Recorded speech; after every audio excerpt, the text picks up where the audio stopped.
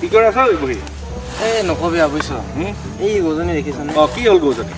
গৰুজনী গাত মানে একে পুৰা চিপাই ভৰ্তি হৈ গ'ল। এতিয়া কি কৰোঁ তাকে ভাবি আছোঁ। তই এটা কাম কৰ বুজিছ, ডাঙৰকৈ আহি আছে ঘৰত। আছে কিমান ডাঙৰ? এই আছে আৰু দেচোন এই গৰু দানাকে দিওঁ। এটা কাম কৰ, তই ভাল উপায় এটা দিওঁ তোক।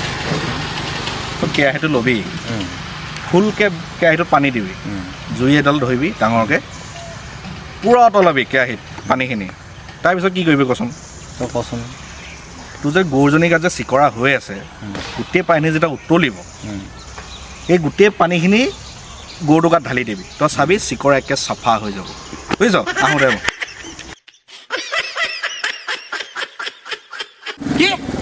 কি ক'লি? তাৰ পোৱালি